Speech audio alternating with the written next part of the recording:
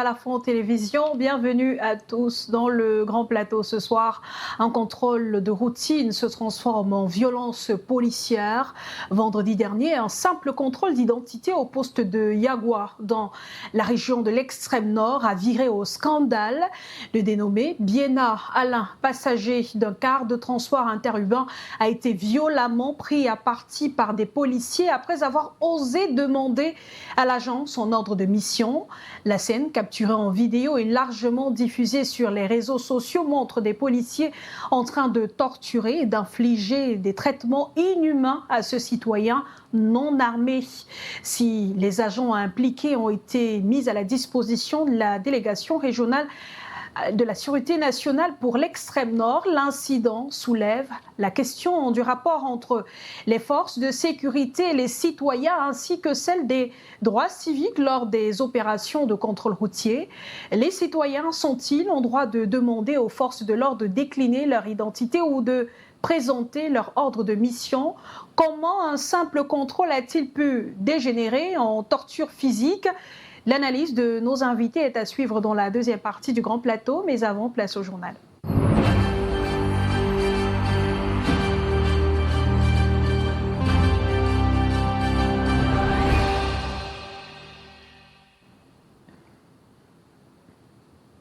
Et on ouvre cette session d'information en éducation. Le syndicat national des enseignants du supérieur, déçu par les promesses non tenues du gouvernement.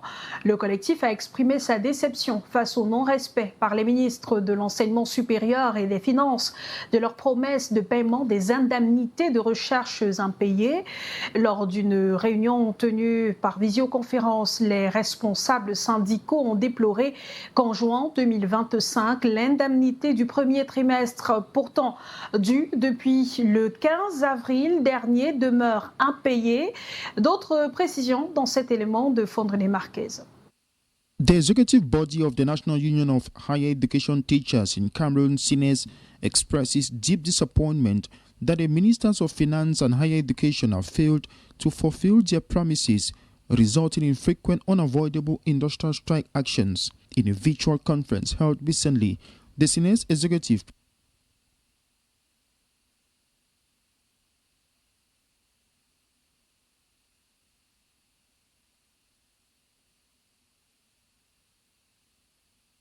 The executive body of the National Union of Higher Education Teachers in Cameroon, SINES, expresses deep disappointment that the ministers of finance and higher education have failed to fulfill their promises, resulting in frequent unavoidable industrial strike actions. In a virtual conference held recently, the SINES executive profoundly lamented that some colleagues in all state universities are still owed research modernization allowances as of June 10, 2025.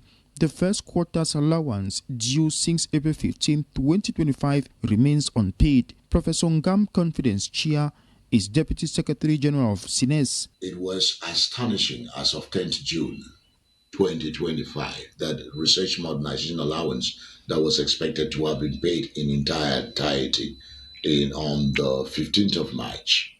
As of 10th June, this has not been paid to a good number of lecturers. And again, all lecturers of state universities in Cameroon were overwhelmed by the decision of the head of state in coordination with the Minister of Finance and the Minister of Higher Education to get their dates paid from 2020 from 2000 to 2021. The university officials noted with dismay that there is a lack of willingness to settle the 2000 to 2021 academic debt owed to them, suggesting that priorities have been placed elsewhere. Our intention was to make them to understand that for quite a while, priorities have been placed elsewhere, and that the higher education teacher, in spite of his plight and his sacrifices in nation building, the priorities have been placed elsewhere.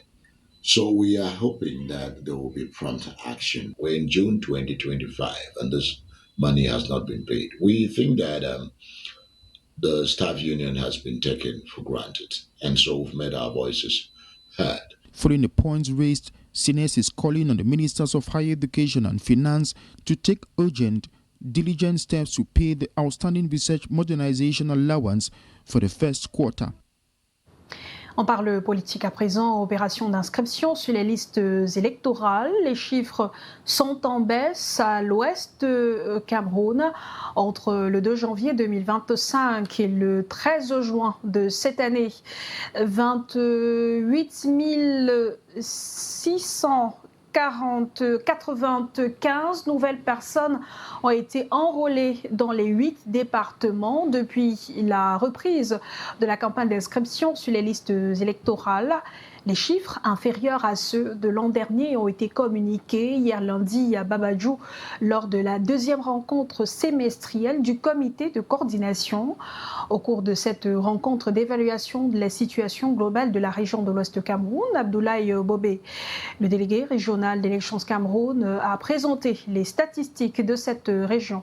Nos reporters Loïc Teguia et Franck Duroc-Tassonquin signent le reportage depuis Babadjou dans le département des Bamboutos.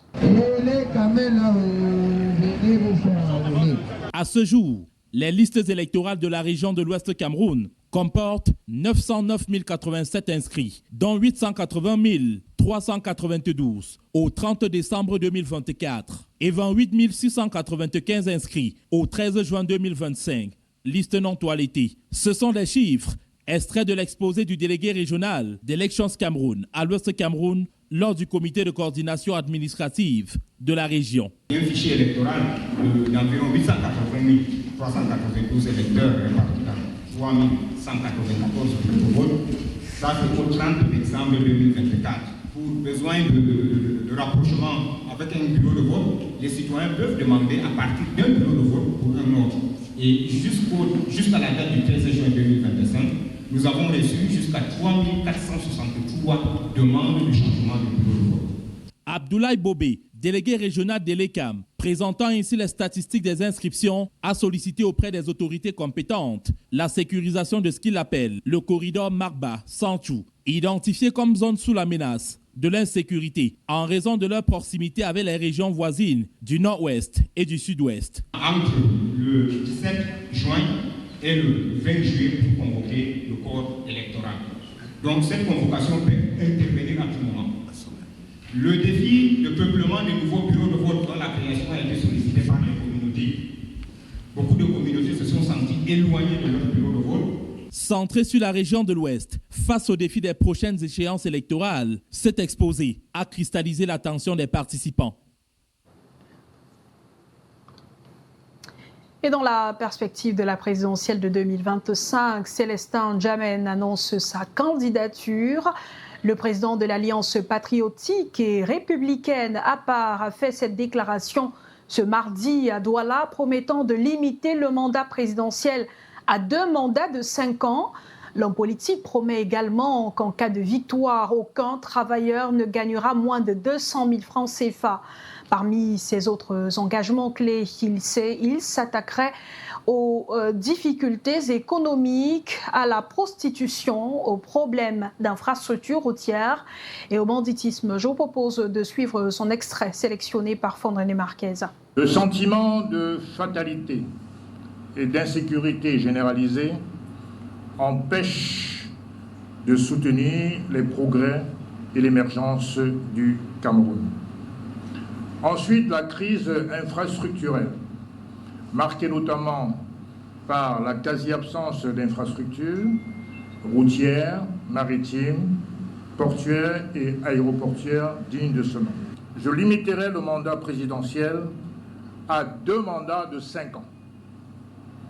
Deuxièmement, je vous rendrai le pouvoir que vous ne m'avez pas encore confié, naturellement, en élargissant la saisine du Conseil constitutionnel aux citoyens ordinaires.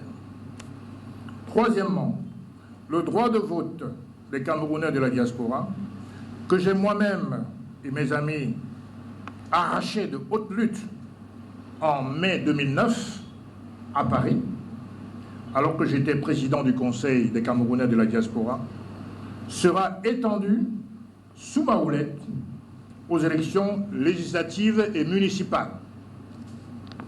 Mes chers compatriotes, je veux aussi restaurer la justice sociale et la justice tout court, associée bien entendu à la promesse républicaine. Les Camerounais doivent pouvoir vivre de leur travail et mériter un bon salaire avec des emplois qui valorisent et permettent la progression. En ce sens, aucun salaire ne se situera en dessous de 200 000 francs CFA. Et nous en avons les moyens. Presidential Minute.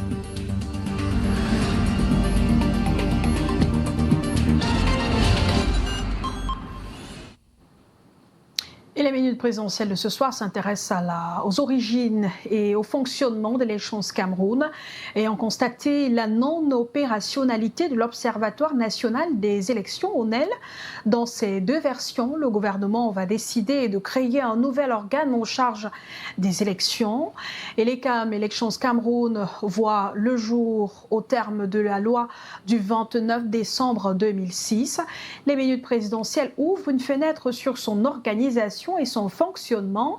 C'est avec Roland Tsapi. L'écam est créé au terme de la loi 011 du 29 décembre 2006.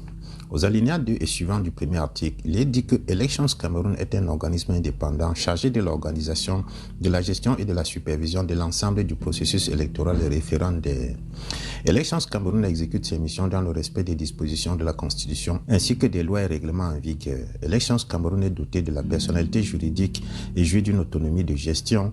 Le siège d'Elections Cameroun est fixé à Yaoundé. De ce premier article, il est clairement établi l'indépendance de l'organe, les élections devant en principe être un moment où, en toute objectivité, l'organisateur crée un environnement favorable et équitable pour tous les candidats, tous les partis politiques et pour tous les électeurs.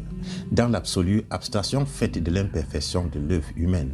C'est en tout cas le sens de l'article 2. Les membres de l'Elections Cameroun doivent s'abstenir de tout ce qui peut compromettre l'indépendance et la dignité de leurs fonctions. Ils s'interdisent, en particulier pendant la durée de leur mandat, d'user de leur titre pour des motifs autres que ceux relatifs à l'exercice de leurs fonctions. Aussi, les membres de l'Elections Cameroun, dans l'exercice de leurs fonctions, ne doivent en aucun cas solliciter ou recevoir d'instructions ni d'ordre d'une autorité publique ou privée. Ils ne peuvent être poursuivis, recherchés, arrêtés, détenus ou jugés pour des opinions émises dans le cadre de leurs fonctions. Sauf cas de flagrant délit, les membres de l'Elections Cameroun ne peuvent non plus faire l'objet de poursuites judiciaires pendant l'exercice de leurs fonctions. Tout est en effet prévu pour qu'ils n'aient pas à s'inquiéter. Une immunité presque totale leur est accordée dans l'exercice de leurs fonctions. Ils sont de ce fait à l'abri du chantage. Personne n'oserait porter plainte contre eux. Aucun administrateur civil, aucun ministre, n'importe qui de la fonction publique ne devrait lui donner un ordre. Mais il faut relever que ce blanc-seing est également un couteau à double tranchant, car il peut aussi donner lieu à des abus de toutes sortes qui ne sauront être réprimés en temps réel du fait de cette immunité qui les couvre. Dans tous les cas, si cela arrivait, ce serait une simple déviance, l'objectif initial étant de leur donner suffisamment d'autonomie et d'indépendance pour faire leur travail en toute objectivité et éviter qu'à l'issue d'une élection, il y ait à redire sur l'organisation. Presidential Minute.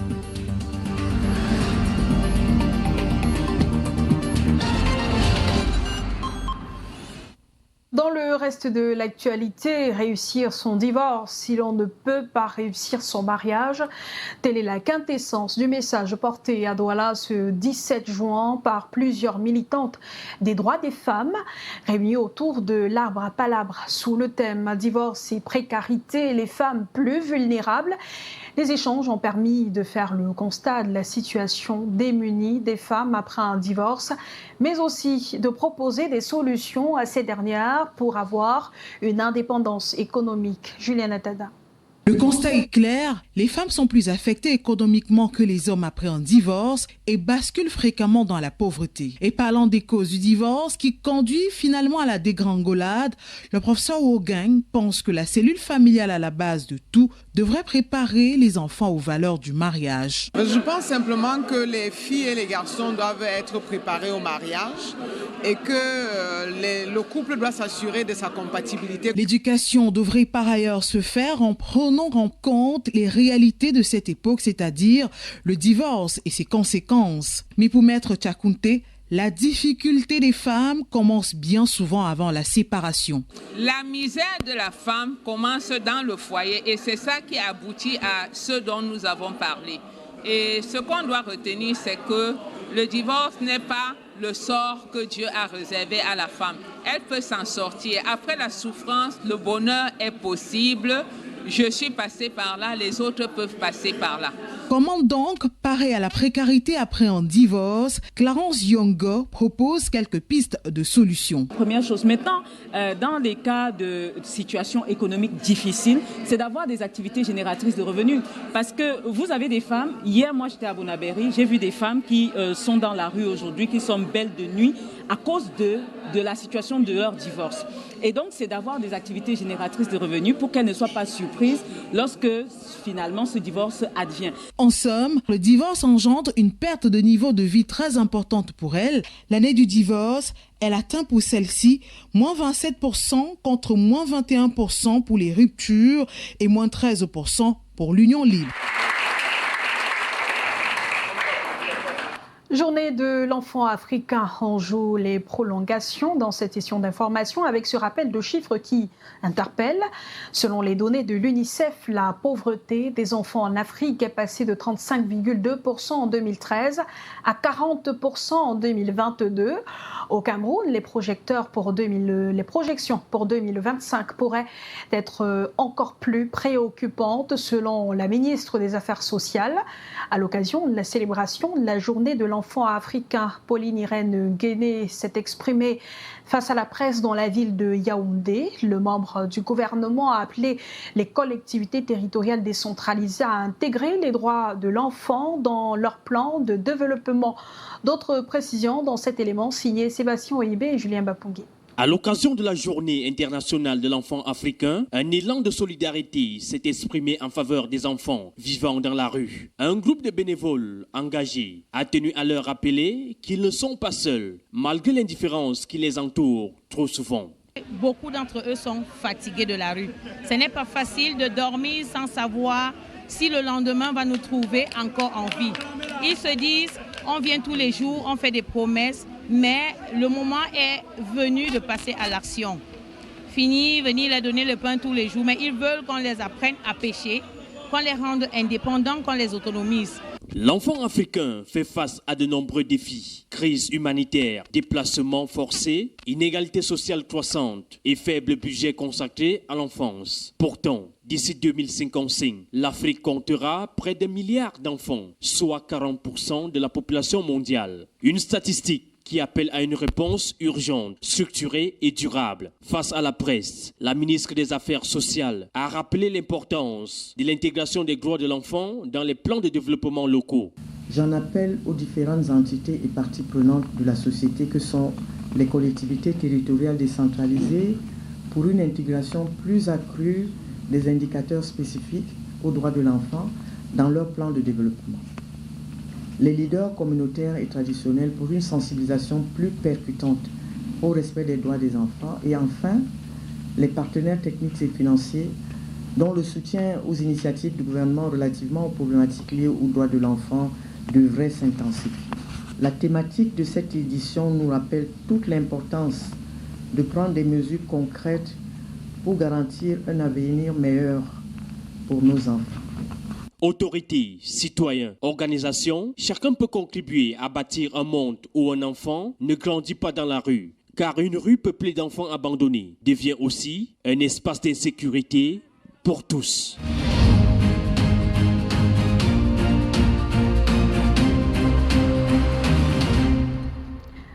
Bienvenue dans la deuxième partie du Grand Plateau. Pourquoi certains agents des forces de maintien de l'ordre deviennent de plus en plus épidermiques face aux citoyens qui tentent de leur rappeler le respect des lois régissant les rapports humains en République?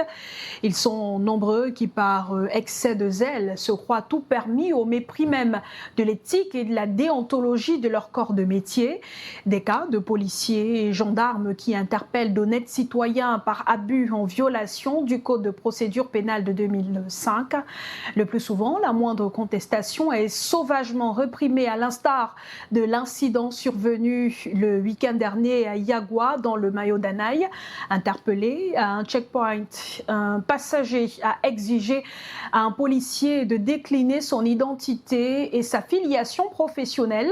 Une demande qui a irrité l'homme en tenue pour ce rappel à l'ordre d'un citoyen. Qu'est-ce qui peut justifier cette propension à la violence des hommes en tenue? La lecture de Jean-Paul Chouniette. Les altercations entre citoyens et hommes en tenue sont de plus en plus récurrentes, débouchant la plupart du temps sur de chaudes empoignades, comme c'était le cas samedi dernier à l'un des postes de contrôle mixte à Yagua, dans le département du Mayo-Danaï, à l'extrême nord Cameroun. Monté à bord d'un véhicule de transport en commun pour contrôler les pièces d'identité, un policier n'a pas digéré qu'un citoyen lambda lui exige de décliner son identité complète, sa filiation professionnelle et son ordre de mission, justifiant sa présence sur la voie publique. Demandant pourtant ce que recommande la loi de 2010 réorganisant la police camerounaise et la loi de 2005 portant code de procédure pénale, l'homme en tenue a fait descendre le passager du bus au motif d'avoir osé lui rappeler qu'il venait de violer un code d'honneur, de courtoisie et de politesse républicaine. Et juste pour si peu, l'infortuné a reçu des brimades, dont un coup de pied contrecarré qui a finalement traîné le policier dans la boue. Conséquence, 4 policiers à la rescousse pour neutraliser Alain Biema, le plaquer au sol. Pieds et genoux de ses agresseurs sur sa tête et son cou, prêts à lui bloquer la respiration et le faire mourir par étouffement à la George Floyd. Ce citoyen américain tué dans des conditions similaires le 25 mai 2020 aux États-Unis par 2 policiers. Des cas d'abus sur citoyens, bastonnades, torture, brutalité, violences physiques et verbales de toutes sortes. Le Cameroun en enregistre de plus en plus, avec des méthodes d'interpellation policière, en totale violation des conditions clairement définies par la loi. De plus en plus conscients de tous ces abus impunis, les victimes ne se laissent plus faire, n'hésitant plus à se transformer parfois en bourreaux. Et au bout du compte, certains hommes en tenue se font ridiculiser en public, en voulant passer pour les grands oraux qu'ils ne sont pas. Et toutes ces scènes d'humiliation subies par les hommes en tenue leur ont fait perdre tout le respect et la crainte que leur seule présence inspirait au bon vieux temps. En pareil contexte, l'incident de Yagua, comme bien d'autres causés par des hommes en tenue, suscite des interrogations fondamentales. Primo, comment exiger d'un policier de décliner son identité? Sa fonction, comme le recommande la loi portant code de procédure pénale, peut-il se transformer en un motif de brutalité barbare, au point de mettre en danger la vie d'un citoyen qui réclame juste une application conforme à la loi de tout acte d'un fonctionnaire de la Sûreté nationale? Segundo, qu'est-ce qui peut donc expliquer cette tendance récurrente des forces de maintien de l'ordre à recourir systématiquement à la violence, à la moindre contestation? Puis, comment analyser la fréquence des répressions disproportionnées infligées aux citoyens par des hommes en tenue, alors même que le Code de procédure pénale garantit le respect des droits fondamentaux lors de toute intervention policière? Et enfin, quel recours existe pour les victimes de telles dérives? Quelle réforme pourrait permettre de rétablir la confiance entre citoyens et forces de l'ordre par ces temps où la moindre altercation peut dégénérer? Des questions auxquelles la haute hiérarchie de la police et la gendarmerie, la société tout entière, doivent apporter des réponses, en mettant la rigueur et la discipline parmi les troupes, pour ainsi ramener à la raison des brebis galeuses égarées et des citoyens qui osent s'en prendre aux hommes en tenue. Et on parle ce soir justement de cette thématique contrôle routier, quand la violence s'invite. On reçoit ce soir Maître Kamwa Limen, avocat au barreau du Cameroun, défenseur des droits de l'homme. Bonsoir Maître, merci d'être avec nous ce soir. Bonsoir et merci de m'avoir invité. C'est toujours un grand plaisir d'être avec vous. Zachary Yamfam est le président national adjoint du syndicat national des travailleurs professionnels des transports routiers du Cameroun. Bonsoir, merci d'avoir accepté notre invitation. Merci pour votre invitation. Ça fait plaisir de se retrouver sur ce plateau pour vous parler du problème de l'heure. Et des problèmes qui vous concernent directement, puisqu'on parle de contrôle routier. On aura en ligne Abdoulaziz Konaté, acteur de la société civile, analyste politique. Mais déjà, Jean Areguema, journaliste à l'œil du Sahel, extrême nord, est déjà au téléphone. Bonsoir Jean Areguema, merci d'être avec nous. Bonsoir Claude Maillot, bonsoir à tous les téléspectateurs de la grande émission Le Grand Plateau. Alors, concernant cette affaire de Yagua qui s'est produite vendredi dernier, des versions fusent de partout. On ne sait vraiment pas à l'heure actuelle ce qui s'est exactement passé. Vous êtes du côté de l'extrême nord. Est-ce que vous en savez un peu plus?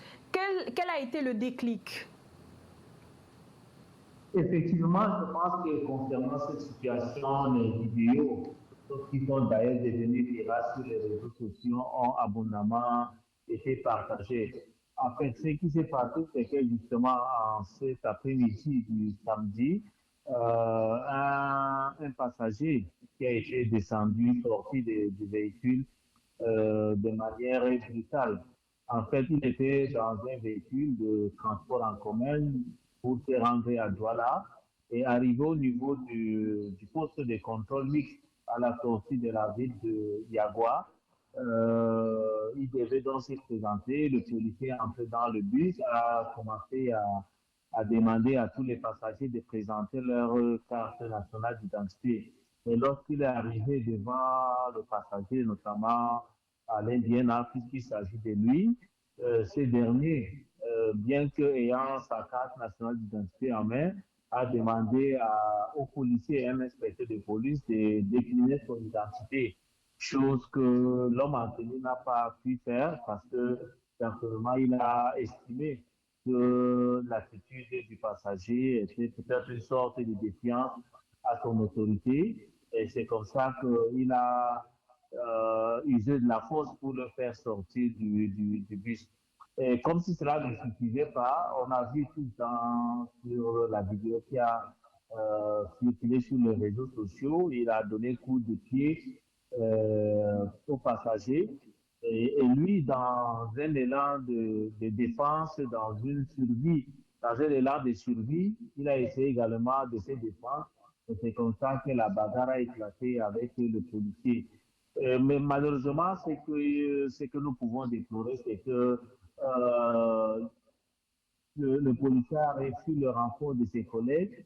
Mais ce qui est encore plus curieux, plus navrant, c'est que les policiers ont été aidés dans leur salle de jeu par des civils. Vous avez vu les images d'un civil qui a posé le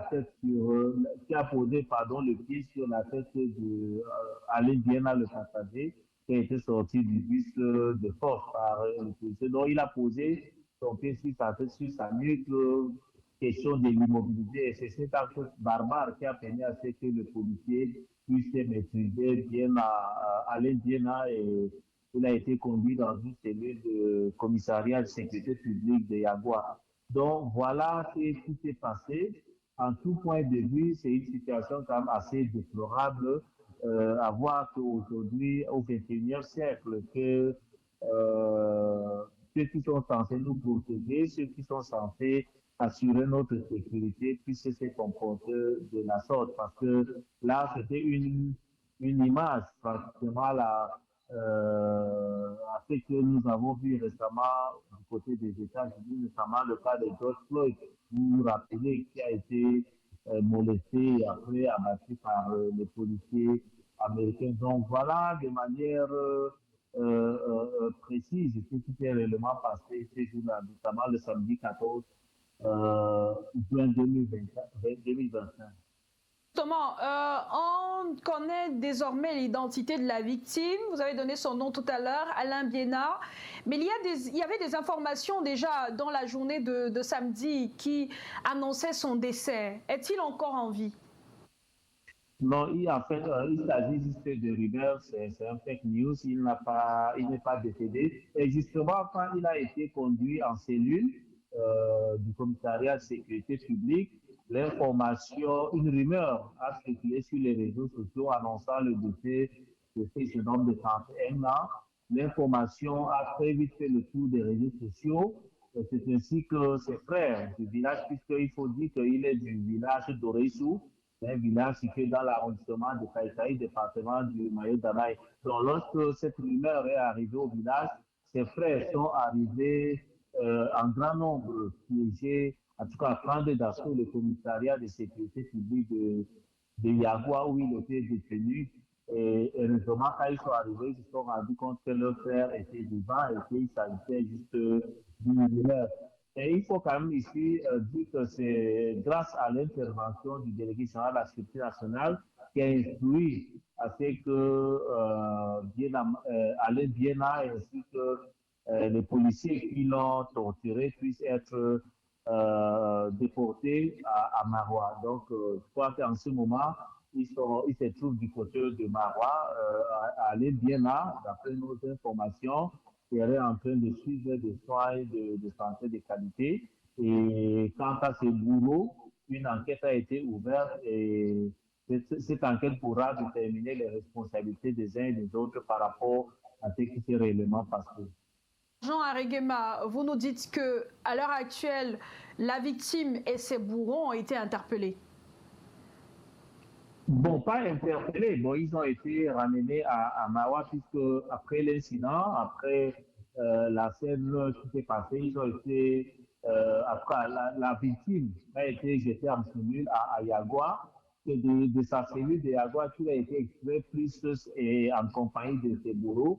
Ils ont été transférés à Maroua sur instruction du délégué général à la sécurité nationale.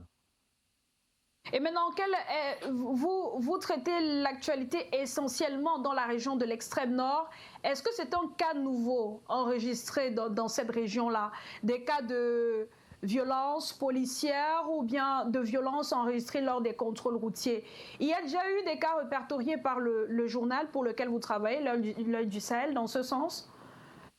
Évidemment, ce n'est pas un cas isolé. Peut-être la différence avec ce qui s'est passé samedi, c'est que la scène a été filmée et elle a été partagée abondamment sur les réseaux sociaux et cela a permis de donner un écho et retentissement national et même international. Mais sinon, il y a des situations pareilles, des scènes pareilles qui sont enregistrées de citoyens qui sont brutalisés, qui sont torturés.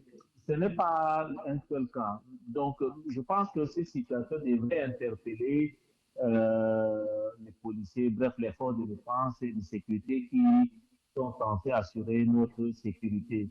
Parce que, voyez-vous, dans les villages, c'est des abus auxquels sont confrontés quasi régulièrement les villageois, les populations de manière générale. Mais vous savez, dans les zones reculées, les gens sont encore gagnés par la peur d'aller se plaindre, d'aller d'aller porter plainte contre un agent de police ou bien un agent de gendarmerie. Donc, je pense que c'est une situation qui devrait interpeller toute la société de manière générale. Parce que vous avez vu du côté des Yagua, avec la chose qui s'est passée, la victime pouvait comme ça mourir sans que ceux qui étaient tout autour ne puissent lui apporter une assistance. Et je pense que c'était une situation quand même déplorable. Quand il y a ce genre de situation, il faut que les gens interviennent pour quand même sauver la vie de la victime. Et c'était le cas manifestement de ce qui s'est passé à Yagua, où on a vu des gens prendre plutôt le plaisir de filmer la scène sans toutefois apporter une assistance, secourir la victime. Jean Areguema, vous faites bien de parler de ceux qui étaient tout autour. On a vu à partir du bus jusqu'à la descente des passagers quelque peu impuissants qui observaient juste la scène, des usagers de la localité, vraiment installés tout autour du poste de contrôle qui observaient également la scène. Quelques jours après la survenue de cet incident, qu'est-ce qui se dit au sein de la population? Est-ce qu'on a peur? Est-ce qu'on redoute désormais un peu plus qu'avant les forces de défense et de sécurité? Évidemment, lorsque les gens ont vu la population de manière générale, ont vu cette information qui a circulé abondamment sur les réseaux sociaux, évidemment que la peur est là, mais les gens doivent continuer de vivre, les gens doivent continuer de vaquer à leurs occupations. Dans les commentaires que nous avons pu capter ça et là, les gens ont unanimement condamné cet acte, mais il faut aussi dire que la peur est là parce que face à un agent, à un policier ou à un gendarme qui, lui, est le plus souvent, ils sont armés, que peut bien faire un citoyen civil de surpoids. Donc, je pense que la peur est là, mais il revient maintenant à la population de prendre conscience, mais surtout de connaître ses droits, parce que manifestement, dans certaines localités, on a tendance à abuser les citoyens en ayant à l'esprit que les citoyens ne maîtrisent pas leurs droits, ils ne maîtrisent pas la procédure, en tout cas, n'ont rien en termes de connaissances sur le code de procédure pénale. Donc, je pense que c'est une situation qui interpelle toute la société. La peur est là, mais les gens sont déterminés à continuer de vivre et à faire face à la situation, mais beaucoup plus à prendre conscience.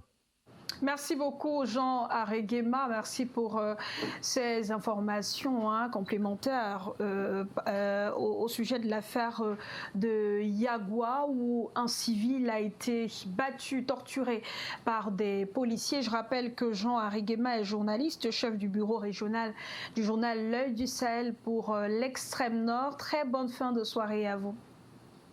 Merci beaucoup et bonne émission. Alors, Zachary Yamfam, cette fois, ce ne sont pas les conducteurs de véhicules qui ont été agressés, mais un civil à bord d'un véhicule de transport interurbain. Un civil à qui il a été demandé de présenter sa pièce d'identité, qui par la suite a aussi demandé aux policiers face à lui de se présenter et de présenter son ordre de mission. C'est un peu le quotidien des conducteurs qui font la ligne Ngaoundéré-Garoua ou bien Maroua-Garoua. C'est représentatif cet incident de ce que vous vivez au quotidien ou alors il y a quand même quelques différences? Oui, permettez-moi d'abord, vous savez, en tant qu'humain, lorsqu'on voit les vidéos, ça fait mal. On se met d'abord à la place de celui qui se retrouve à cette position. Que ça pouvait être moi, ça pouvait être toi. Mais le problème ne se passe pas seulement dans la zone de Maroua, Garoua, tel que vous avez dit. C'est un problème qui se passe dans toute l'étendue du pays. Pas au plus tard, le 4 juin, en Kinkem, nous avons eu des situations plus graves où les hommes en tenue ont copieusement tabassé un conducteur de groupe bus qui transportait 70 passagers à bord, portait même l'arme, fendre sa tête avec. Et cela a fait au moins 4 heures du temps où la voie était totalement coupée. Cela a même nécessité la descente du préfet du Honkam à 4 heures du matin. Alors, lorsque nous dénonçons ces multiples tracasseries que nous subissons sur la route, parfois nous sommes traités comme les ennemis des hommes en tenue ou les adversaires. Mais grâce à Dieu, le monde a évolué et que la technologie nous permet maintenant de vivre en direct ce que nous dénonçons souvent plus bas et que les gens ne considèrent pas. Quand vous voyez la vidéo, ici là, je pense que Dieu a d'abord tranché pour un premier temps, tel que j'ai vu. Parce que quand vous voyez, c'est le policier qui donne le coup de pied en premier lieu. Et le civil réagit en portant le policier frappé à terre. Nul n'était l'intervention même de certains civils. Vraiment, il aurait créé de sérieux problèmes à ce policier. Ça, c'est le résultat que Dieu a d'abord donné. Revenir maintenant, la manière qu'on le neutralise, mais je pense qu'on aurait dû faire autrement, mais pas de cette manière, parce que ce comportement est vraiment inhumain. Et tel que je connais le patron de la police, le délégué général à la Sûreté nationale, Mbargangele, je suis sûr qu'il y aura une sanction sans pareil à ceux qui ont posé cet acte. Donc, pour vous dire, ça ne se limite pas seulement au niveau de la police. Nous vivons ça quotidiennement, chaque jour, avec des multiples contrôles que nous trouvons sur le long de la route. Donc, si on se met à parler, parfois ça fait mal. Mais la télévision, à travers les images que vous voyez là, témoigne la dénonciation qu'à chaque fois nous portons à l'attention de l'ERH. Pour revenir maintenant sur le problème des contrôles, la multiplicité des contrôles aujourd'hui crée de sérieux problèmes dans notre pays. Et on nous laisse croire que cette multiplicité de contrôles renforce la sécurité du pays. Mais tel que nous voyons ce qui se passe, plutôt cette multiplicité de contrôles fait monter la tension des usagers, des Camerounais, des automobilistes chaque jour que Dieu a créé. Parce que lorsqu'ils sont en route, je prends le cas des automobilistes, les acteurs de transport que nous sommes, la plupart des contrôles aujourd'hui, avant on parlait du corrompu et du corrupteur. Aujourd'hui, ce n'est plus question du corrompu et du corrupteur, c'est question d'un agresseur et un faible. Parce que l'homme en tenue, la plupart aujourd'hui, se comportent sur la voie comme des agresseurs. Imaginez que vous avez tous vos pièces, mais il vous faut donner à tout prix et à tous les prix une somme d'argent avant de traverser. Je vous dis, avec votre permission, il y a de cela quelques jours, sur la route du nord-ouest et du sud-ouest, on va vous dire c'est une zone hautement sinistrée et qui a des problèmes là-bas. Mais un camion qui transporte les bouteilles vides sortant des COP, frontière Cameroun-Nigeria. Les bouteilles ont tous les documents douaniers, la voiture a tous ces documents. Alors, sur le tronçon de la route, il y a un montant que tu dois donner, que tu aies les papiers ou pas. Le gars partant des COP, il cherche à me joindre au téléphone, il ne parvient pas. Partout où il passe, c'est des sommes d'argent exorbitantes qu'on lui demande. Arrivé au niveau de Ngouti, la brigade de Ngouti l'interpelle. Il garde le camion, on lui demande 30 000. 30 000 pourquoi? Il dit non, ici c'est comme ça là. C'est 30 000 ou rien. Le gars m'appelle. Je prends les images, je balance dans les forums où les grands patrons de la gendarmerie, où on se retrouve, mais malheureusement, peut-être qu'ils étaient tous en réunion, personne n'a réagi. On amène, les gendarmes décident maintenant d'amener le chauffeur au niveau du commandant de la brigade. Le commandant dit, ce que je peux faire pour toi, au lieu de 30 000, tu donnes 20 000 ou tu restes là. On va nous demander d'appeler le 1501. Nous sommes fatigués d'appeler. Qu'est-ce qui suit après le 1501? On aura l'occasion de se parler davantage sur les dérives observées. Le temps de prendre peut-être la réaction de Maître Kamboua. C'est vrai que actuellement, le reproche qui est fait, c'est surtout la nature, le traitement infligé à ce civil. Est-ce que c'est justifiable? Est-ce que ça peut s'expliquer d'une manière ou d'une autre? C'est vrai qu'on dira que la violence ne se justifie pas, mais on a quand même un civil qui va en affront avec un homme en tenue, et ce dernier qui est torturé, maltraité, brutalisé, traité tel un animal. Est-ce que ça a un sens pour vous? Well, to begin with, I would say that the civilian was in his right. To ask, yes, he has his right. Il a le droit de demander à un policier, n'est-ce pas, de se présenter. Parce que lorsque un policier vient, il doit avoir un badge avec son nom et son rang. Vous comprenez? Il doit être dans une tenue que tu peux l'identifier. Et pour lui demander l'ordre de mission, je crois que, à mon homme la vie, il a poussé un peu loin. Vous comprenez? Il est tout à fait normal pour demander qu'il s'identifie, mais devant des gens pour lui poser l'autre, de lui donner cet ordre de mission, surtout s'il n'est pas seul. Parce qu'on dit, quand tu regardes le contrôle, il doit être peut-être à 3 avec un officier. Un officier doit y être. Vous comprenez? Et lorsque vous avez des soucis, peut-être, avec ce genre de choses, l'ordre de mission, il faut sortir dans le bus, tu peux voir l'officier, tu lui demandes et on va te montrer. Vous comprenez? Donc le fait que le civil, le passager demande l'ordre de mission en public a un peu irrité le policier qui s'est senti peut-être humilié. Oui, je crois comme ça, je crois cela. Mais si c'est le cas, c'est qu'effectivement le policier n'avait pas d'ordre de mission. Sinon, comment... Je ne vais pas courir pour dire n'avait pas, n'est-ce pas? Je vais être juste objectif. Okay. Pour la première, il a le droit de demander à l'autre de se présenter. Et c'est dans les codes d'éthique. Quand un policier vient, moi j'ai plusieurs reprises demandé à un policier ou un gendarme de se présenter. Lorsque je voyage et quelqu'un vient avec une tenue, tu ne vois même pas le rang, tu ne vois pas son nom, il me dit, mais tu peux te... Je dis non, il faut que vous, d'abord, vous vous présentez. Vous comprenez, il faudrait que vous-même, vous vous présentez. Et lorsque il dégamme, comme on dit au quartier, je prends la peine de sortir de ma voiture, d'aller voir l'officier qui est là pour lui informer que ça là, je ne suis pas. Vous comprenez? Donc il faut éviter ces situations qui peuvent créer des bagarres comme on a vu.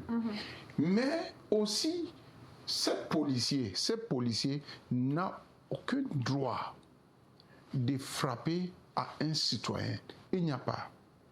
Il aurait dû appeler son hiérarchie, qui est un officier, n'est-ce pas, qui est à côté, pour expliquer le fait.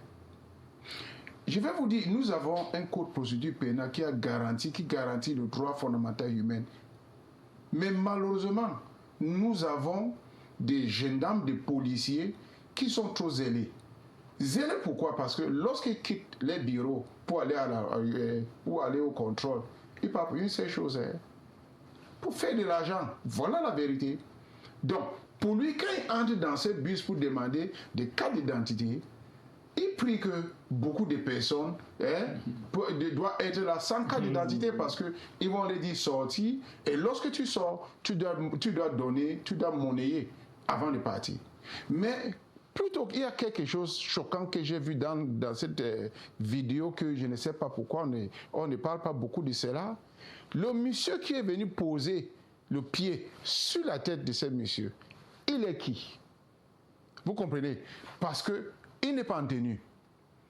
Il n'est pas militaire. Il n'est pas policier.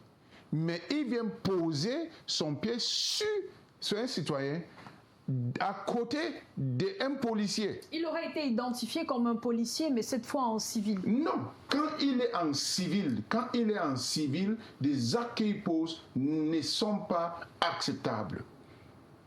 Les actes qu'il pose n'est pas acceptable. Et vous m'excusez, il est très très mal formé pour poser le pied sur la tête d'un individu. À mon avis, ce monsieur doit être révoqué simplement à la gendarmerie, à la police. De vue, le traitement n'était pas adapté au profit de la personne en face. Si c'était peut-être un civil armé, est-ce que ce type de traitement serait acceptable?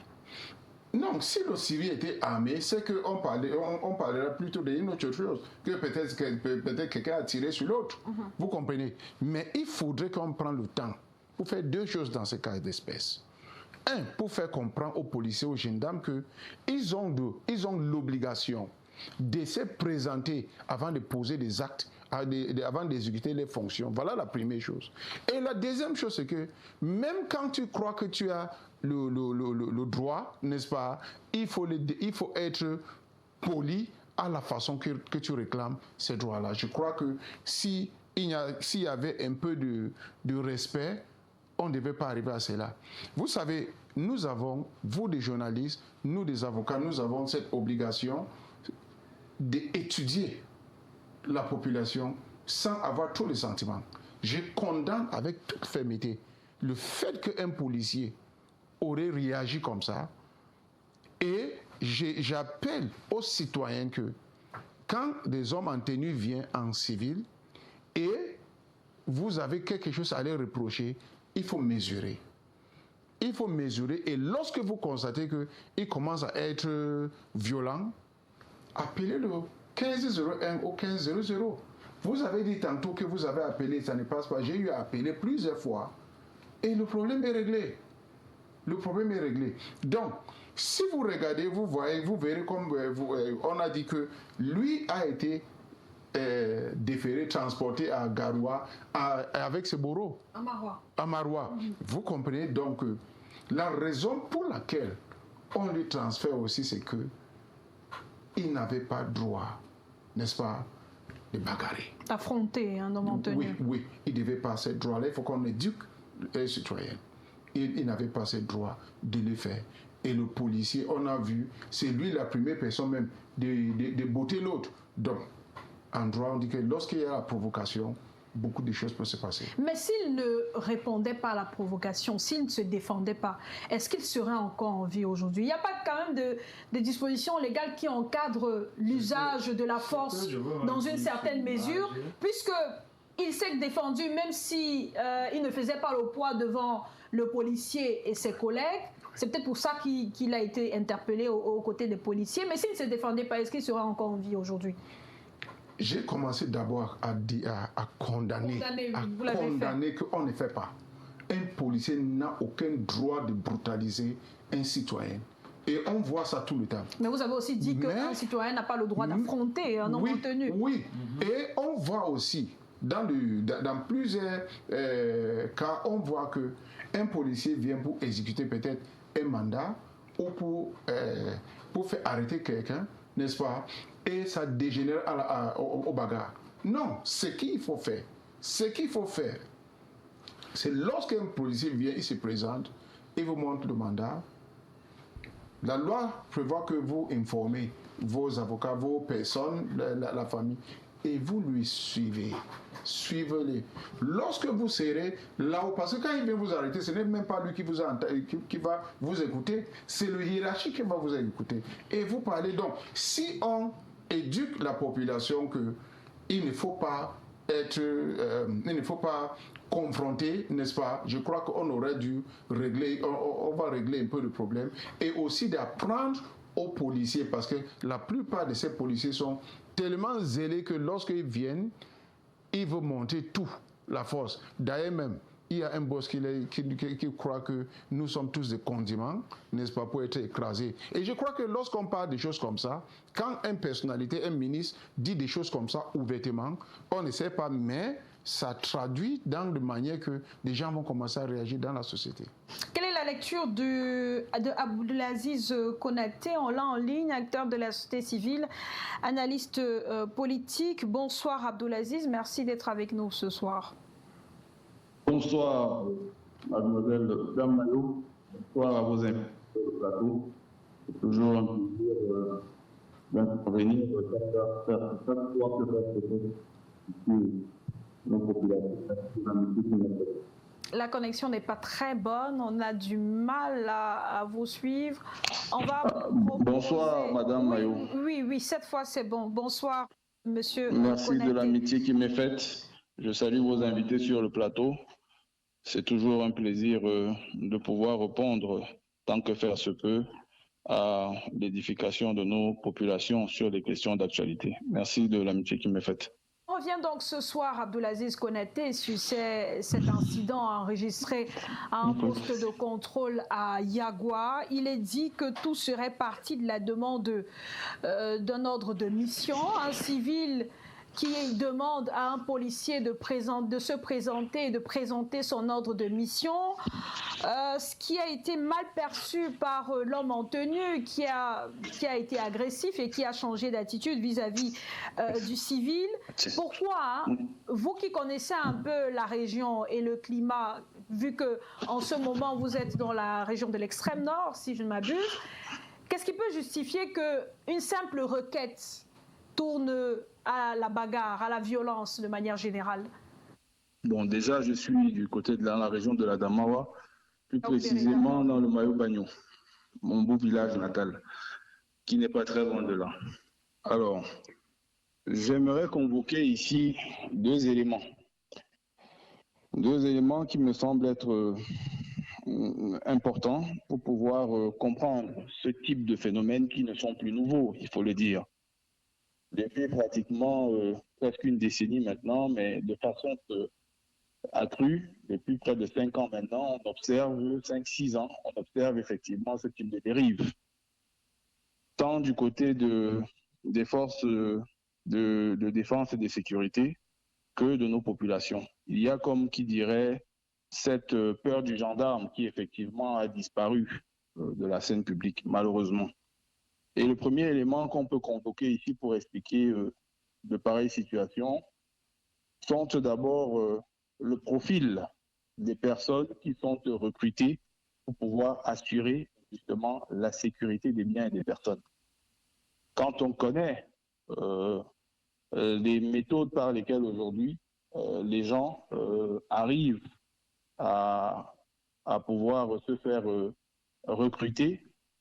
On a encore souvenance que, je crois, il y a moins de 2 ans, le ministère de la Défense avait sorti de ses rangs un peu plus de 1000 Camerounais qui avaient été recrutés avec des faux diplômes et j'en passe. C'est donc là l'occasion de convoquer une fois de plus la vigilance de nos pouvoirs publics et de pouvoir s'assurer que la qualité de la formation qui leur est distillée soit toujours dans les standards, n'est-ce pas, qui sont connus et ont été jusqu'ici appréciés par nos populations, qui malheureusement, depuis un certain nombre, comme je le disais tantôt, depuis quelques années, tentent à disparaître sur la place publique. Quand vous constatez aujourd'hui, ce n'est qu'un cas, ce n'est pas un cas isolé, rassurez-vous. Comment est-ce que vous êtes interpellés? Tous les jours, nous sommes sur les routes, nous voyageons au travers du triangle national, mais quand vous vous arrêtez à un contrôle, la façon dont vous êtes généralement abordé par un agent public, déjà, vous laisse à désirer. Vous avez l'impression que, ou du moins, de plus en plus, comme ils sont peut-être, on pourra mettre cela sur le facteur de la jeunesse, mais la jeunesse n'est pas une fatalité. Mais quel type de jeunesse? Quand vous voyez comment ils vous interpellent, la condescendance avec laquelle généralement vous est demandé de présenter vos documents, vous comprenez très rapidement que si ce type de personnes se retrouvent dans un environnement délicat, on parle ici de l'extrême nord, je tiens à vous rappeler que c'est une zone chrysogène qui déjà naturellement vit son lot du quotidien dans des tensions constantes au travers des kidnappings de Boko Haram et de tout ce qui va avec. Donc vous avez déjà des populations qui sont dans un état d'esprit qui n'est pas forcément des plus sains. On va dire ça comme ça. Et donc il faut une certaine... Il y a aussi de la psychologie. Et d'ailleurs, ça fait aussi partie justement des missions des forces de sécurité et de défense, et même de nos forces de sécurité, qui ont aussi cet aspect, cette dimension psychologique, justement en sachant que quand on est dans une zone de crise, il y a des dispositions à prendre. Malheureusement, ce n'est pas toujours le cas. Et donc, une situation qui devrait être normale se retrouve en train de virer au vinaigre tel qu'on l'a observé avec le cas, bien évidemment, d'Alain Biena.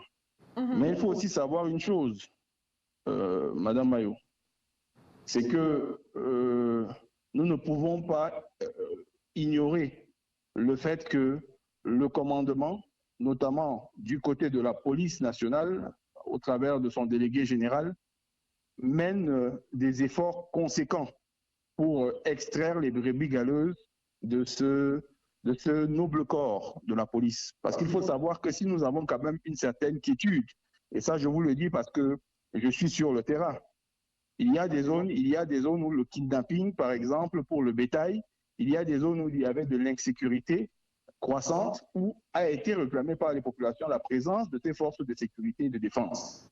Parce que n'oublions pas qu'ils ont un rôle premier, c'est celui d'assurer la pérennité des populations. Et donc nous devons saluer avec beaucoup sans réserve le travail que ces Camerounais, la plupart de ces Camerounais font au quotidien, les risques qu'ils bravent pour permettre à ce que les activités commerciales dans ces zones reculées, dont les réalités ne sont pas toujours portées au fait du grand public, puissent continuer d'exister dans les conditions qui sont les leurs. Et je puis vous dire aussi que dans ce secteur-là, malheureusement, ces acteurs-là ne sont pas toujours récompensés au fait de leur sacrifice. Vous avez posé le problème, Abdoulaziz Konaté, de la formation. Est-ce que la formation-là ne devrait pas également être adaptée au contexte? Est-ce que lorsqu'on envoie un policier dans une région, il ne doit pas être davantage sensibilisé sur le contexte dans lequel il se trouve. Vous avez évoqué le cas de la région de l'extrême nord qui est en proie aux attaques de Boko Haram. Donc là-bas règne l'insécurité, la population a véritablement peur de l'inconnu. Est-ce qu'un comportement différent de celui observé à chaque fois ne serait pas adapté?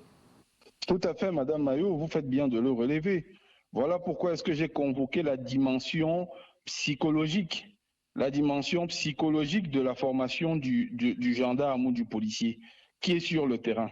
Parce que vous avez d'abord une étude typologique du milieu dans lequel vous vous trouvez et une étude comportementale qui vous permet de pouvoir effectivement y adapter un certain type de service. Donc ici, effectivement, cela rentre dans les différentes protocoles de formation que doivent ou que subissent généralement ces derniers avant d'être déployés sur les terrains. Mais fort est de constater que malheureusement, ce n'est pas toujours ce qui se retrouve sur le terrain. Et donc, si vous êtes dans une zone où déjà, on va dire que le niveau de perception des populations est déjà à un cran suffisamment élevé en termes de peur, vous devez comprendre qu'il ne faut pas beaucoup pour que ça vire à une situation comme celle qu'on a observée avec Alain Biena.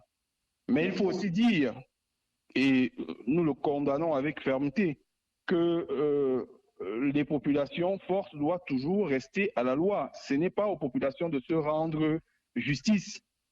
Quand il y a effectivement une incompréhension, il y a toujours un supérieur dans chaque poste de contrôle qui est généralement sur les bordures de route, vers lesquels le sujet peut se diriger pour essayer de faire entendre raison. Donc, il y a eu effectivement un vice de procédure de la part de cet homme en tenue qui ne s'est pas présenté, comme ils ont l'habitude de le faire. Et je puis vous dire que quand bien même des fois, généralement, vous vous présentez, il y a même un autre problème, celui de la fameuse CNI, qui jusqu'ici, beaucoup des populations dans les zones rurales ici, soit ont des CNI périmés, soit alors ont des récépissés qui sont déjà d'un autre genre, et avec lesquels on leur impose généralement de pouvoir payer des amendes par rapport à cela, comme s'ils étaient tributaires du fait de ce que les CNI ne sortent pas à temps, ou qu'ils auraient eu peut-être à ne pas pouvoir engager des procédures pour les avoir. Donc voilà des éléments qu'il faut prendre en considération, par exemple à l'arrière-pays, pour permettre à ce qu'il y ait quand même cette dimension que j'appellerais d'apaisement entre justement les administrations et leurs administrés, chose qu'on ne retrouve pas. Et vous avez même généralement des fois un comportement des plus indécents de certains agents publics qui considèrent qu'ils arrivent dans des zones où des gens sont plus ou moins, parce que le niveau, le taux d'alphabétisation est assez bas, et donc considèrent qu'ils se retrouvent dans un enclos, vous me permettrez l'expression, d'animaux, et qu'il faudrait pouvoir traiter les gens comme du bétail.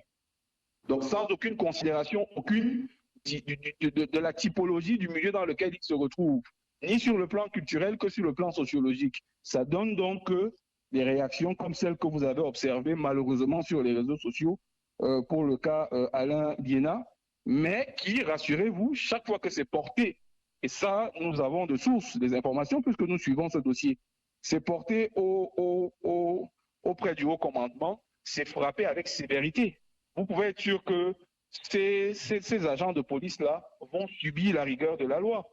Et d'ailleurs, je pense que le frère de l'œil du Sahel a fait bien de vous dire que le jeune homme en question, M. Alain Biena, suit des soins intensifs sous les frais, bien évidemment, de la police au niveau de l'hôpital régional de Marois, pour dire que ce n'est pas comme si les informations sont relayées, effectivement, il n'y a pas cette dimension de la répression pour pouvoir permettre à ce que la sécurité des citoyens soit garantie. Parce que ces zones-là ont besoin aussi de la présence de ces polices. Je vous rappelle que récemment, on a découvert des armes et des munitions qui étaient en mouvement vers nos grandes métropoles.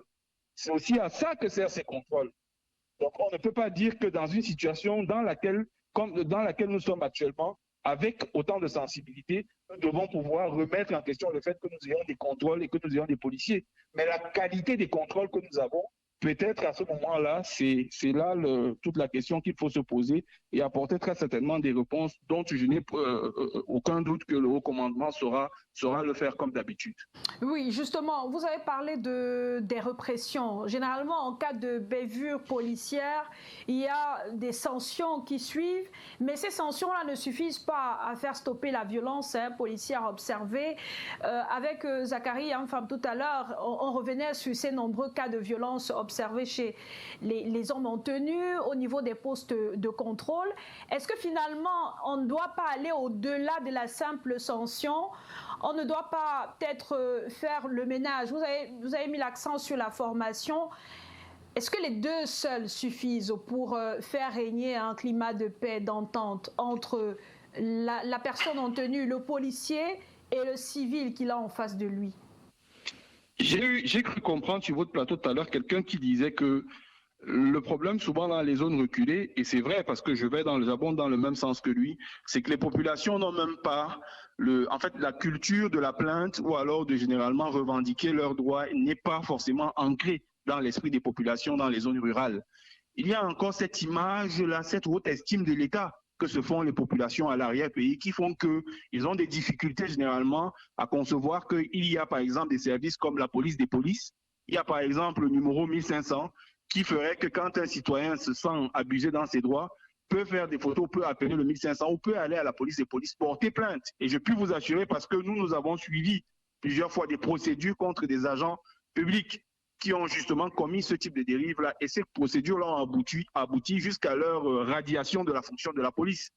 Donc ça, le problème, c'est au niveau de la communication. Et c'est où, justement, il faudrait qu'il y ait une symbiose entre l'administration et les administrés, notamment sur les services de communication, comme les radios locales, pour pouvoir davantage distiller ce type d'informations au travers des plateformes numériques et autres, pour que les populations s'approprient de leurs droits.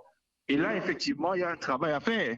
Mais déjà, comme aucune œuvre n'étant parfaite, effectivement, il y a ce type de bavure comme celle qu'on observe, qui est à condamner, parce qu'un agent bien formé n'a pas à maltraiter un citoyen sous quelque forme que ce soit, si tant est-il que ce citoyen-là ne représente aucun danger.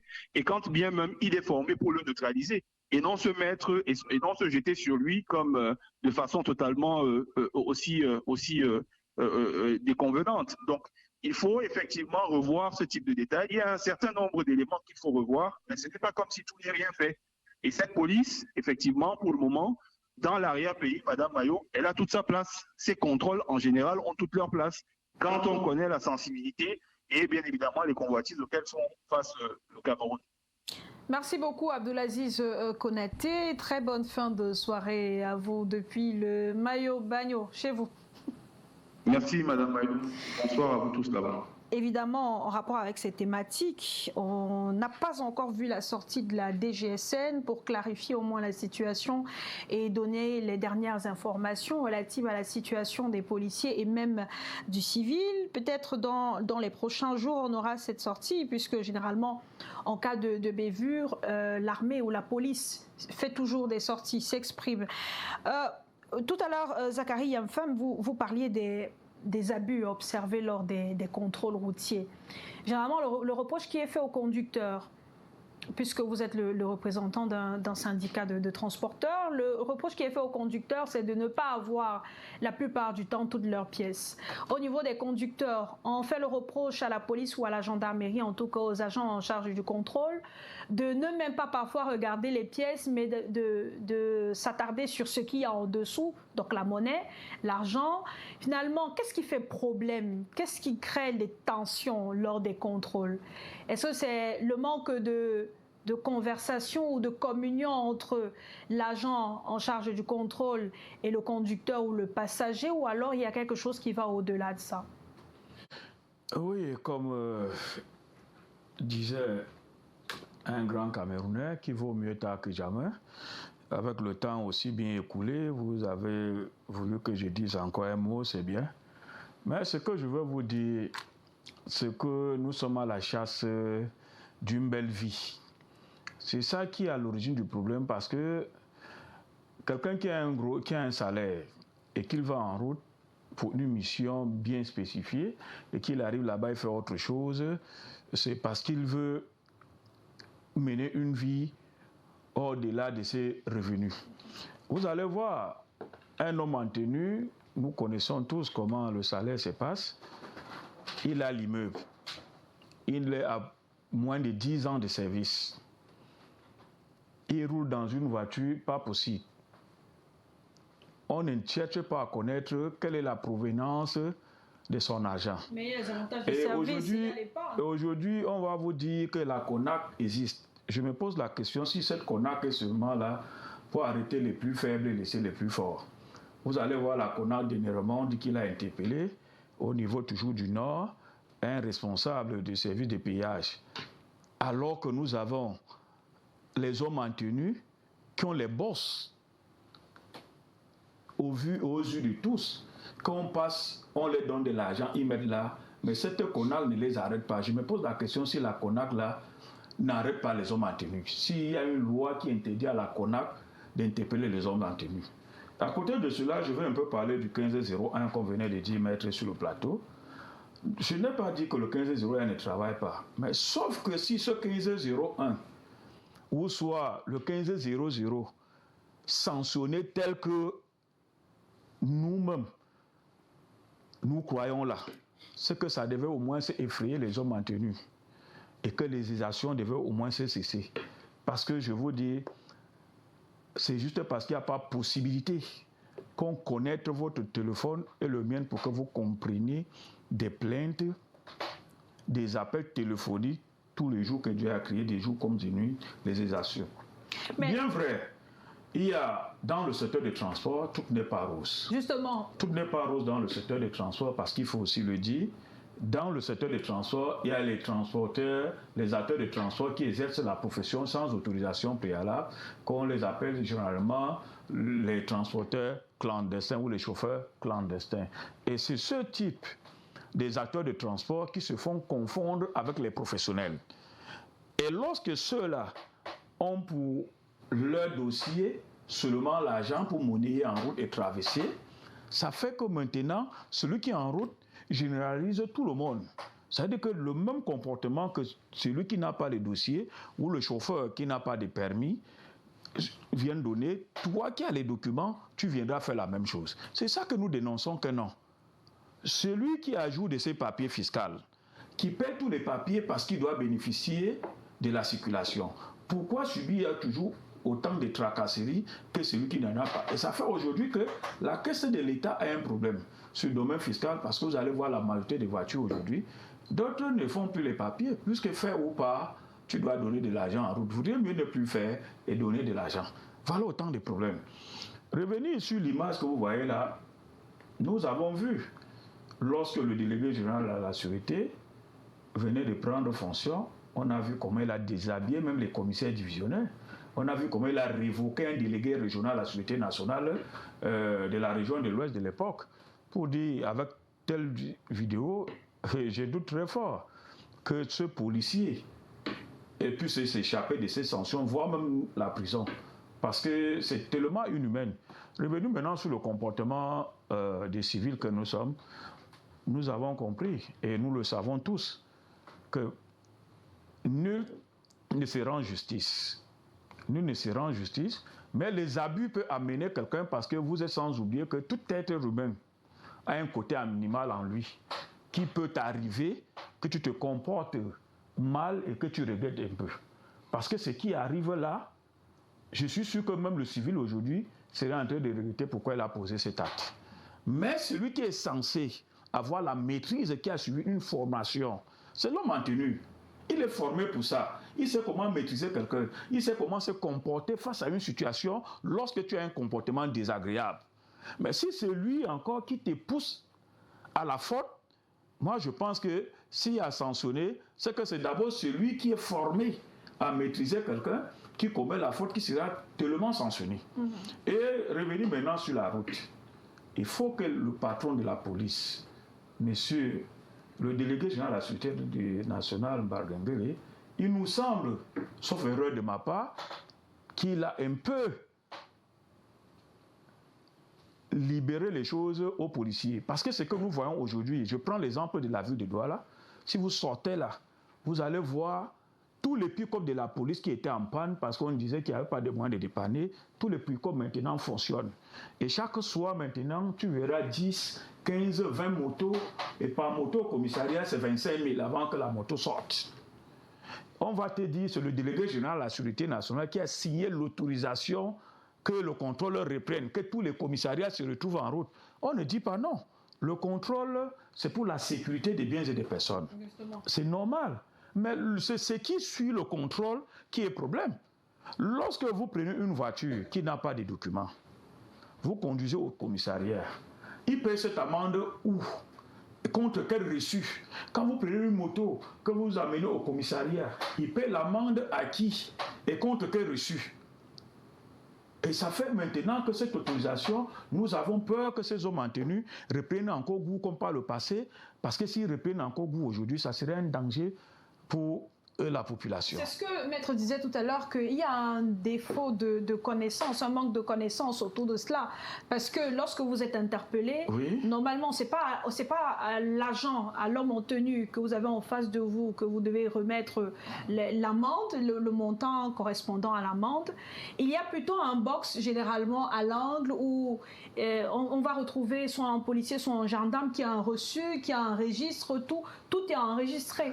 Donc, ce que je vous dis, vous confondez la prévention routière, parce que le cas que vous dites là, c'est lorsqu'il y a la prévention routière. Lorsqu'il y a la prévention routière, vous arrivez, et généralement, ceux qui ont les quitanciers de paiement, c'est la brigade routière motorisée. Si vous voyez la brigade terre, ils n'ont pas les quitanciers de paiement des amendes au contrôle où ils se trouvent. Il n'y a pas. Les policiers qui sont là, ils n'ont pas de quitanciers de paiement. Si tu leur donnes de l'argent, si vous ne pas leur donner de l'argent. Non, comprenez. Ce que je veux vous dire, je vous ai dit qu'il y a une façon qu'on t'agresse qui t'amène à donner de l'argent. Quand tu te retrouves dans une situation où tu es troublé, qu'on te perd 4 heures de temps, tu dénonces, rien ne sort. Je vous prends l'exemple.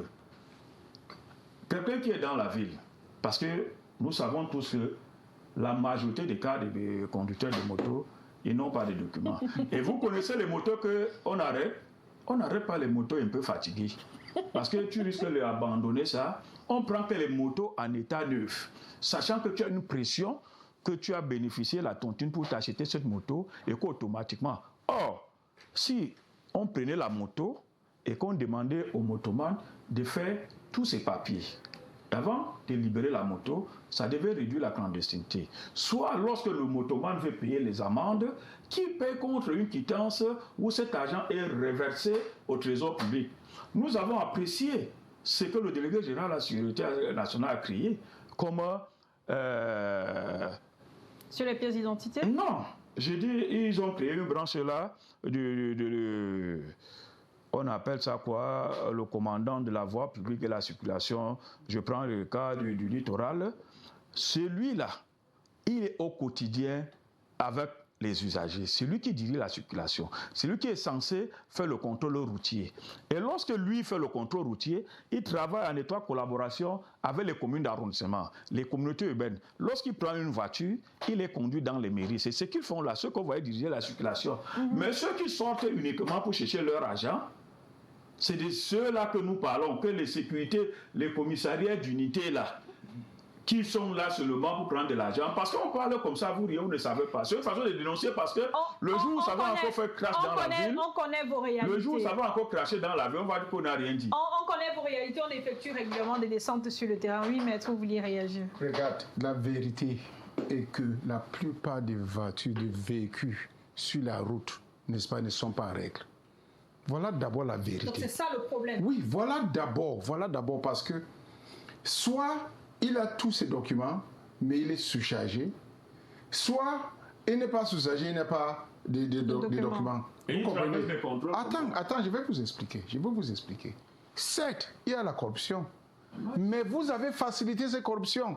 Parce que si vous avez vos documents et vous n'êtes pas en sous-charge, Rien ne justifie que vous soyez obligé de donner de l'argent. Bien sûr. Et qu'est-ce qu'il faut faire? Attends, non, ce n'est pas... Excusez-moi s'il vous plaît, je suis un citoyen. Oui. Je suis tout le temps en route avec la voiture, n'est-ce pas? Oui. Et c'est trop simple pour maîtriser ce qui se passe. Regarde, d'abord, tout ce qui se passe là, des fautes, n'est-ce pas, ou des infractions, c'est une contravention. Nous sommes d'accord? C'est contravention. Qui est l'infraction le moins punie? Donc, soit 10 jours d'emprisonnement ou un amende de 25 000. Voilà ça.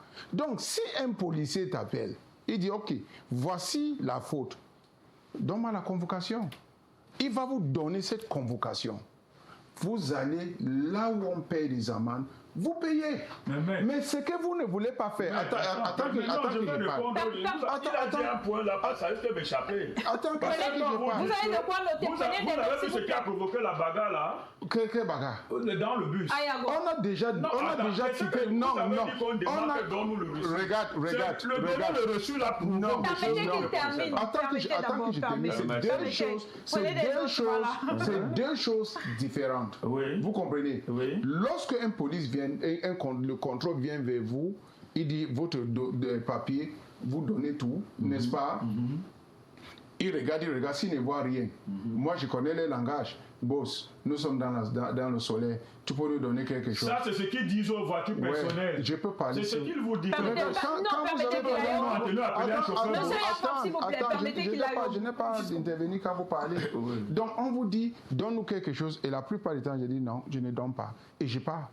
Maintenant, ce qui se passe que vous devrez condamner, c'est du fait que des voitures, n'est-ce pas, des voitures de transport, eux-mêmes viennent garer. Tu vois, la personne prend l'argent. Il court. Les documents. Oui, parfois même sans documents. Il court. Il va on n'a même pas contrôlé. Écoute-moi. J'ai dit dans le secteur de transport, il y a les acteurs de transport qui n'ont pas les documents, qu'on les appelle les transporteurs clandestins. Ce sont là qui n'ont pas les documents. Mais vous disiez encore tout à l'heure qu'avec ou sans documents, c'est une C'est raison pour laquelle ceux qui ont les documents maintenant, ceux qui ont les documents maintenant se posent la question à savoir pourquoi j'ai les documents. Attends que j'ai fini. J'ai dit la plupart des temps, tu vois eux-mêmes, ils courent, ils traversent la rue, pas donner dans les voitures. Voilà les Djangui, comment on appelle ça au quartier. Vous comprenez? Ceux qui ont tous le dossier, je vais vous dire, regardez tout le contrôle. Il y a un officier parmi eux. Il n'est pas souvent avec eux au front line. Lorsque vous avez tout votre papier sacrifié pour changer le pays, sacrifier ces 10 minutes. Écoutez-moi. Non, comprenez, laissez que je réponde à ce que vous dites. Il y a une réalité. Moi, je suis syndicat de transport. Je parle de la route du matin jusqu'à minuit. Si vous me parlez des problèmes du tribunal, je ne peux pas discuter avec vous. Mais si vous parlez des problèmes de la route, suivez. Si maintenant vous voulez parler du problème de la route, je voudrais ce que je peux demander à mon autre vision, que vous accordez une semaine. On vous met dans les voitures, vous faites le tour du pays, vous allez parler ce que vous dites aux policiers ou aux gendarmes en route, on verra si ça va passer. Je peux finir. Dit, c'est que d'une manière ou d'une autre, vous participez à la corruption.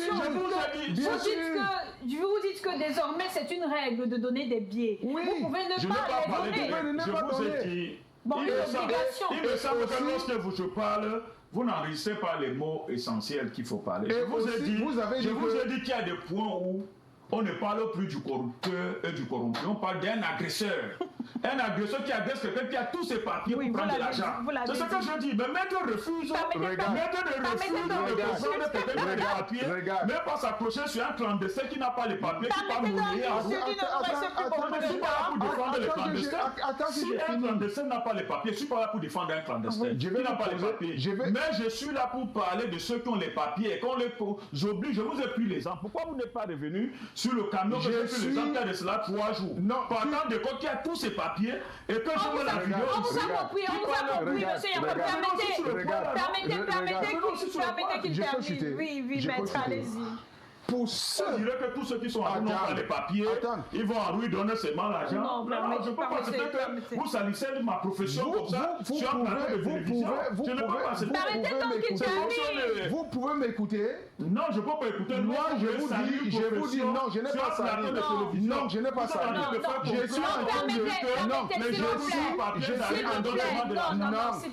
suis en train de vouloir éduquer des gens qui ont des papiers. Et vous refusez que je ne les éduque pas. Je suis en train de leur dire ceci. Si vous avez tout votre papier, vous et quelqu'un exige que vous lui donnez l'argent, ne donne pas. Faut pas donner. Vous avez dit que pour payer des contraventions, il faut un... Non. On a eu à me verbaliser. J'ai dit, les policiers, donnez-moi la convocation. Ils m'ont donné, je connais le bureau à quoi. Je suis allé là-bas, j'ai présenté, on m'a dit, maître, il y a ces contraventions, j'ai payé, j'ai pris mon reçu. Et le problème avec des transporteurs, c'est que ils ne veulent pas perdre le temps pour essayer de changer ces pays. Voilà la vérité. Et en faisant comme ça, vous devenez des complices. Il ne faut pas plaindre. Dis aux gens qui ont tous les papiers que désormais, c'est pas qu'on demande de dire aux gens. Mais vous dites que vous êtes avec eux. On savait ça, vous, il parle des conducteurs de manière générale. Toi, tu parles, mais ce n'est pas un problème personnel. Vous avez dit que vous êtes avec eux. Regarde, je vais vous dire. Regarde. Lorsque j'ai le droit, je sauvegarde ces droits. Je protège ces droits. Personne ne peut pas venir me dire, je prends un simple exemple. L'État prend un bout de mon terrain. L'État, on dit que c'est l'État, tu ne peux pas lutter contre l'État. J'ai amené l'État au tribunal, j'ai gagné et on a exécuté cette décision. Moi, on m'a remis. Vous comprenez? Donc, attends que je parle. Donc, c'est pour dire que lorsque vous avez un droit, n'est-ce pas? Il faut protéger ces droits. Si vous dites que ils ont tous les papiers et ils sont obligés de donner l'argent, ça là je ne comprends pas. Donc lorsque le citoyen est en règle... Je suis même prêt non, pourquoi donner? Je suis même prêt à applaudir sur le plateau de télévision que les camionneurs regardent que voilà un avocat qui dit que... Pourquoi tu vas donner? La route se passe bien. Oh que ce non, ce n'est pas ce que je dis. Il a dit. Je n'ai pas dit ça. Il a dit quelque chose. On va sortir l'émission. Je n'ai pas dit cela. J'ai dit que ne plains pas que vous avez tout votre papier et vous donnez l'argent aux policiers. Il ne faut pas faire. On nous agresse, on prend. Je n'ai pas dit qu'on donne parce qu'on veut. C'est ce que vous ne vous... On vous agresse et vous ne savez pas là où vous plaît. Non. Tu as des patrons d'agresse, on prend l'argent. C'est ça que je dis. Et vous confondez un transporteur clandestin qui n'a pas les papiers à quelqu'un qui a tous ses papiers. Est-ce que je pense que quand vous venez sur un plateau de télévision, on dit que les transporteurs n'ont pas les papiers, ils vont seulement donner l'argent? Je ne peux pas accepter ça comme ça. Est-ce que je peux accepter ça? Vous l'avez dit vous-même, non, vous-même, vous l'avez dit. Vraiment, on se calme, on ne va pas se fâcher. C'est qu'on ne peut venir dire qu'un avocat est au barreau, il n'a pas bien jugé, il n'a pas dit ceci. N'ont pas de papier, ce qui fait qu'au niveau des agents de contrôle, on généralise tout. On va sortir de l'émission. Merci beaucoup à nos invités de ce soir. Je rappelle que nous étions avec Zachary Yafa. Non, tout le monde a dit un mot. Et que j'ai moins de temps à parler. Tout le monde a dit un mot. Nous avons vraiment nous avons des problèmes qu'on ne peut pas imaginer. Merci beaucoup, de Merci aussi. À vous à la maison de nous avoir suivis. Très bonne fin de soirée. Rendez-vous demain à 19h30. Tes patrons t'agressent en haut, on prend l'argent.